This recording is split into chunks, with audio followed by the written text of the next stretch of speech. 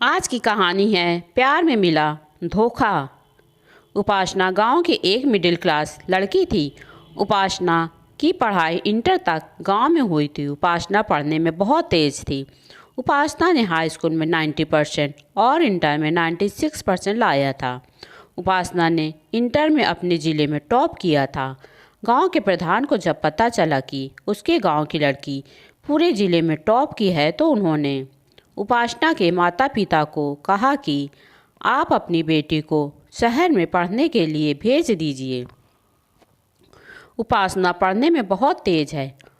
अगर यह शहर में और अच्छे से पढ़ाई करेगी तो आपकी बेटी अपने गांव के साथ साथ जिस शहर में पढ़ाई करेगी उस शहर का भी नाम रोशन करेगी। प्रधान के कहने पर उपासना के माता पिता ने प्रधान से कहा कि लेकिन हमारा शहर में तो कोई रहता ही नहीं। तब प्रधान ने कहा कि अब लड़कियों के लिए हॉस्टल की व्यवस्था शहर में की जाती है। दूर दूर की लड़कियां गांव से शहर में पढ़ने के लिए जाती हैं। पढ़ाई करने के बाद कोई आईएएस या पीसीएस की पढ़ाई करके कलेक्टर तक बन जाती हैं और न जाने क्या क्या बनकर पूरे देश का नाम रोशन करती हैं। लेकिन उपासना को शहर में पढ़ने भेजने के लिए आपको हर महीने उपासना का खर्चा तो उठाना पड़ेगा। पढ़ाई में शहर का खर्चा थोड़ा महंगा भी रहता है। उपासना के पिताजी कहते हैं कि अपनी बेटी की पढ़ाई का खर्चा तो हम जैसे तैसे उठा लेंगे, लेकिन हम तो बिना पढ़े लिखे लोग हैं और हम शहर के बारे में कुछ जानते भी नहीं, तो हम अपनी बेटी को शहर कैसे लेकर जाएंगे और वहाँ पर इसका एडमिशन कैसे करा पाएंगे। हम तो शहर के बारे में कुछ जानते भी नहीं। तब प्रधान ने कहा कि आप उसकी चिंता मत करो, मैं आपकी बेटी का एडमिशन कराने के लिए शहर ले जाऊंगा और उसका वहीं एडमिशन करवा के हॉस्टल में कमरा दिला दूंगा।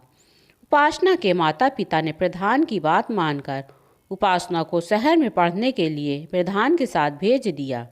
प्रधान ने भी अपनी बेटी समझकर उपासना का एडमिशन एक अच्छे से कॉलेज में करवा दिया और हॉस्टल में कमरा दिलवा दिया।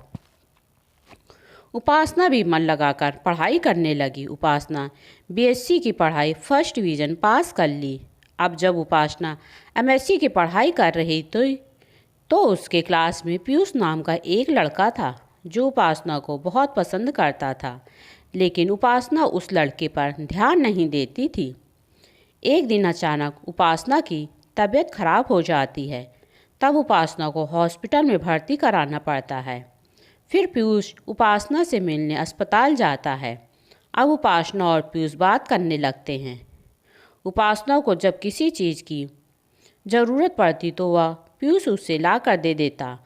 उपासना कुछ दिनों बाद ठीक हो गई। अब पीयूष से उपासना प्यार करने लगी थी। पीयूष भी उपासना को बहुत चाहता था। दोनों मैट्रिक पास करने के बाद नौकरी की तैयारी करने लगते हैं। पीयूष की 1 साल बाद ग्रुप डी में नौकरी लग जाती है तो उपासना का खुशी का ठिकाना नहीं रहा। अब उपासना ने पीयूष से कहा, पीयूष चलो अब हम दोनों शादी कर लेते हैं। पीयूष ने भी कहा, हाँ उपासना, मैं अपने घर वालों से बात करता हूँ और तुम भी अपने घर में बात कर लो। उपासना अपने गांव में अपनी मम्मी पापा को बताती है कि पिताजी मैं एक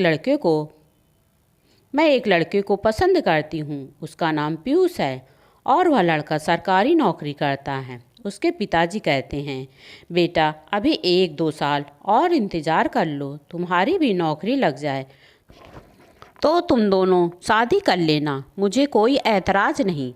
तब उपासना कहती है, पिताजी पीयूष तो नौकरी करता ही है और हम दोनों एक दूसरे से प्यार करते हैं और हम शादी करना चाहते हैं। उपासना के पिताजी ने सोचा कि जब लड़का सरकारी नौकरी करता ही है तो मेरी बेटी को भी पसंद है तो इसमें मुझे कोई ऐतराज़ नहीं। वह अपनी बेटी से कहते हैं, बेटी शादी से पहले एक बार हमें लड़के से तो मिलवा दो। उपासना कहती है, ठीक है पिताजी। उपासना कुछ दिनों बाद शहर आती है और पीयूष से मिलती है और कहती है, पीयूष मेरे पिताजी तुमसे मिलना चाहते हैं। पीयूष कहता है, ठीक है, मेरे घर वाले भी मान गए हैं, बताओ फिर तुम्हारे पिताजी से कब मिलने चलना है? उपासना ने कहा, पीयूष, कल सुबह तुम 8 बजे मुझे बस अड्डे पर मिलना, तब हम दोनों साथ में चलेंगे। पीयूष कहता है, ठीक है। अगले दिन उपासना 8 बजे बस अड्डे पर पहुंच जाती है, लेकिन पीयूष नहीं आता। उपासना पीयूष का बेसब्री से इंतज़ार कर रही थी और उपासना आज काफ़ी खुश नज़र भी आ रही थी। उसने पीयूष को कॉल किया तो उसका नंबर स्विच ऑफ बता रहा था। उपासना 8 बजे से इंतज़ार करते करते 12 बज गए। पीयूष नहीं आया। उपासना फिर अपनी सहेली के घर चली जाती है। वहीं से बार बार पीयूष को फ़ोन मिलाती है, लेकिन पीयूष का फ़ोन स्विच ऑफ बता रहा था। तब वह अगले दिन अपनी सहेली के साथ उसके घर जाती है और देखती है कि पीयूष के घर में ढेर सारे मेहमान थे और पूरा घर दुल्हन की जैसे सजाया गया है। जैसे लग रहा था कि घर में किसी की शादी है। उपासना ने देखा कि वहाँ पर पीयूष और पायल की शादी का नाम लिखा है। अब उपासना से रहा नहीं गया। उपासना समझ गई थी कि पीयूष ने उसे धोखा दिया है। अपने घर जाकर उपासना खूब रोती है। तब उपासना की सहेली शिखा उसे खूब समझाती है, उपासना, जो हुआ उसे भूल जाओ। अब तुम पीयूष को छोड़कर अपनी नौकरी की तैयारी करो। लेकिन उपासना रोई जा रही थी। उसी समय उपासना के पिताजी का फ़ोन आता है और वह उपासना से कहते हैं, बेटी, तुम तो कल घर आने वाली थी, पीयूष को लेकर फिर आई क्यों नहीं? तब उपासना अपने आप को संभालते हुए कहती है, पिताजी, आपने सही कहा था कि पहले नौकरी कर लो, फिर उसके बाद शादी कर लेना। पिताजी, मैंने भी तय कर लिया है कि अब मैं अभी शादी नहीं करूँगी, पहले नौकरी करूँगी, तभी शादी करूँगी। उसके पिताजी का फ़ोन कट जाता है। अब उपासना बस ज़ोर ज़ोर से रोई जा रही थी। उपासना ने अपने आप को बहुत संभालने की कोशिश की, लेकिन उपासना का मन पढ़ाई में बिल्कुल भी नहीं लग रहा था।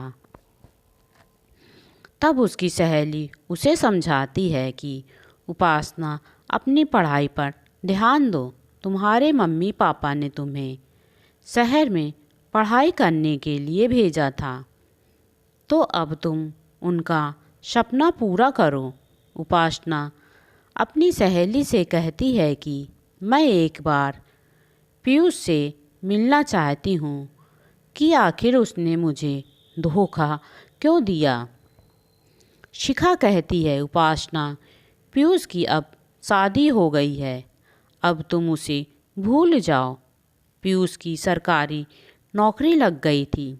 उसे गांव की एक गरीब लड़की से शादी नहीं करना था, उसे तो शहर की दहेज देने वाली लड़की से शादी करना था। शिखा के बहुत समझाने पर उपासना अपने आप को संभालती है और वह तय करती है कि वह यह शहर छोड़कर अपन इलाहाबाद में आईएएस की कोचिंग करने के लिए जाएगी। उपासना अपने पिताजी को फ़ोन करके बताती है, पिताजी, अब मैं यह शहर छोड़कर इलाहाबाद में कोचिंग करने के लिए जा रही हूँ और मैं वहीं पर रहकर सरकारी नौकरी की तैयारी करूँगी। उसके पिताजी मान जाते हैं। उपासना इलाहाबाद में जाकर किराए पर एक रूम लेती है। फिर दिन में वह अपनी कोचिंग पढ़ने जाती है और फिर शाम को वह कोचिंग पढ़ाने के लिए जाती है। कोचिंग में पढ़ाने से उपासना का खर्चा चल जाता है।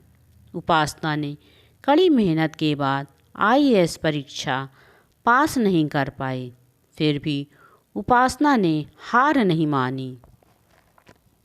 उसने तीसरी बार में आईएएस परीक्षा पास कर ली। उसको एसडीएम की पोस्ट मिलती है। उपासना जब आईएएस बनती है तो वह सबसे पहले अपने घर जाती है अपने माता पिता से मिलने। उसकी माता पिता उपासना को देखकर बहुत खुश होते हैं। उपासना के गांव में उपासना का खूब अच्छे से स्वागत होता है। उपासना से मिलने वह प्रधान जी भी आते हैं जो उपासना को शहर में पढ़ने के लिए ले गए थे। उपासना ने इतनी ऊंची पोस्ट पाकर भी प्रधान के पैर छूकर आशीर्वाद लिया। प्रधान जी ने भी बिटिया को आशीर्वाद दिया और कहा, देखा रामस्वरूप, मैंने कहा था ना कि तुम्हारी बेटी एक दिन इस गांव का नाम रोशन करेगी, और देखो कर दिया ना गांव का नाम रोशन। रामस्वरूप जी ने प्रधान के आगे हाथ जोड़ते हुए कहा, प्रधान जी, यह सब आपकी ही बदौलत हुआ है। आप न होते तो मेरी बेटी को शहर पढ़ने के लिए कौन लेकर जाता। प्रधान जी कहते हैं कि आखिर उपासना मेरी भी तो बेटी जैसी है। जो कुछ किया मैंने वह सब अपनी बेटी समझकर किया। प्रधान जी कहते हैं कि यह सब तो उपासना बिटिया के मेहनत का फल है। उपासना के पिताजी उपासना से कहते हैं, बेटी अब तो तुम नौकरी भी करने लगी हो, तो अब तुम पीयूष से शादी कर लो, क्योंकि पीयूष तुम्हारा इतने सालों से इंतज़ार भी कर रहा था। अब उपासना रोने लगती है और कहती है, पिताजी पीयूष की शादी 4 साल पहले ही हो गई थी। उसने मुझे धोखा दिया था। उपासना के पिताजी समझाते हैं और कहते हैं कि बेटी कोई बात नहीं, अब तो तुम्हें दूसरा अच्छा लड़का भी मिल जाएगा। उपासना अपने माता पिता से मिलकर ड्यूटी चली जाती है। उसकी पहली पोस्टिंग जौनपुर में थी। कुछ दिनों बाद उपासना को किसी काम से इलाहाबाद हाई कोर्ट में आना था। वह हाई कोर्ट में आती है, तब वहाँ पर उसे पीयूष दिखता है। पीयूष के साथ उसके माता पिता भी थे। तब उपासना हाई कोर्ट में पता करती है कि पीयूष और उसके माता पिता यहाँ पर किस लिए आए हैं। तब कोर्ट में पता चलता है कि पीयूष के माता पिता ने और पीयूष ने मिलकर अपनी पत्नी को दहेज के लिए जलाकर मार दिया था। इतना सुनते ही उपासना सोचती है कि पीयूष कितना लालची इंसान है। अच्छा हुआ जो इससे मेरी शादी नहीं हुई। पीयूष ने भी उपासना को देख लिया था। पीयूष उपासना से बात करना चाहता था, लेकिन उपासना ने पीयूष से बात ही नहीं की। दोस्तों, आपको यह कहानी कैसी लगी प्लीज़ हमें कमेंट बॉक्स में ज़रूर बताएं। यह कहानी आपको अच्छी लगी हो तो प्लीज़ मेरे चैनल को लाइक, शेयर और सब्सक्राइब करें। कहानी सुनने के लिए धन्यवाद।